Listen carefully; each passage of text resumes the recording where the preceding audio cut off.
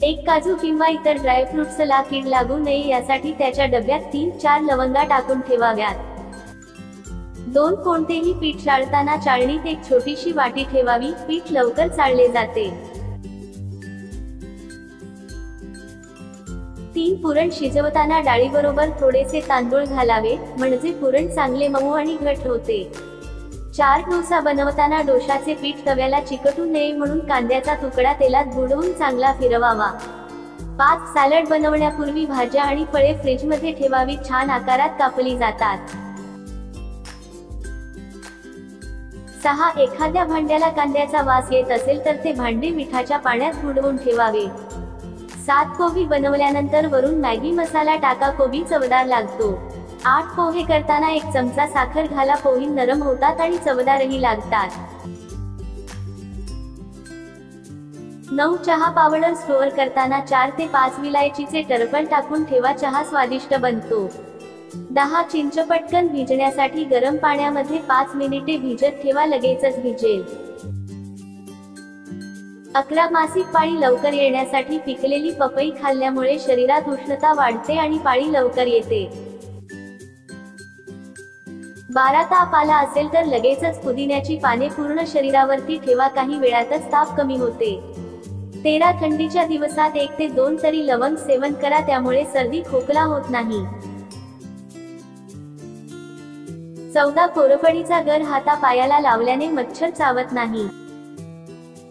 15. कोणत्याही भाजीला फोडणी देताना तेल चांगले तापल्यानंतर गॅस बारीक करावा.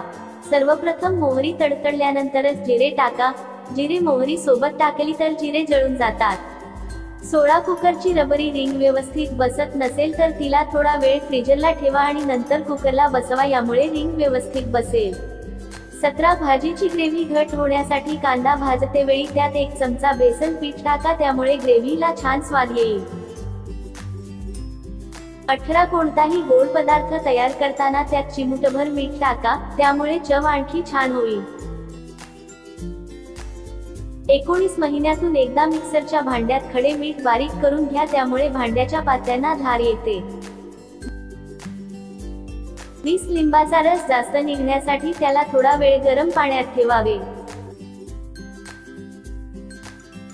21. कोणतीही भाजी कमी पाण्यात शिजवावी, चविष्ट होते.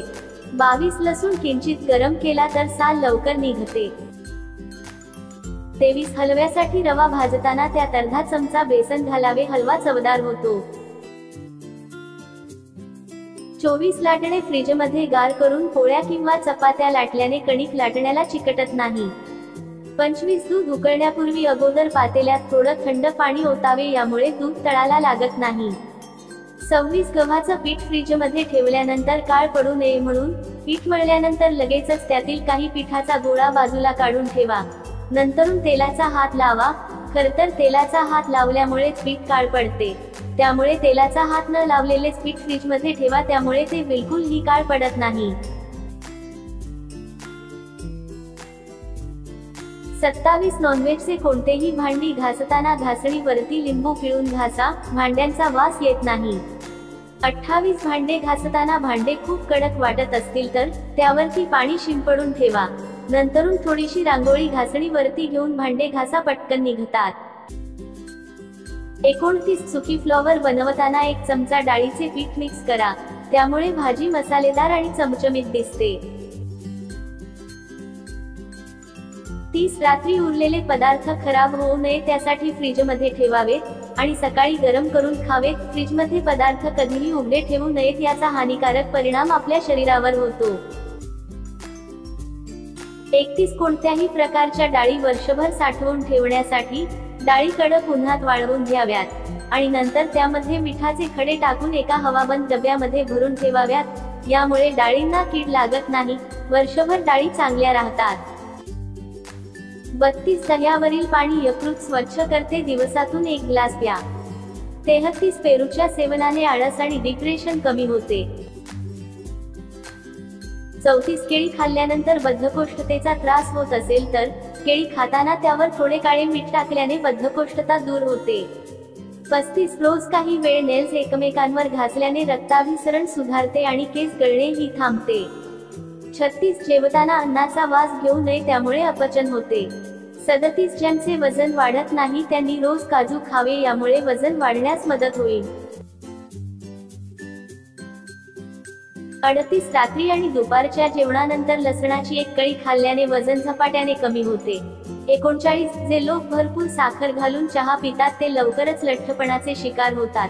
40 रात्री आणि दुपारच्या जेवणानंतर लसणाची एक कळी खाल्ल्याने वजन झपाट्याने कमी होते. संपूर्ण व्हिडिओ पाहिल्याबद्दल तुमचे खूप खूप धन्यवाद. वरील टिप्स तुम्हाला उपयोगी वाटल्या असतील तर व्हिडिओला लाईक नक्की करा.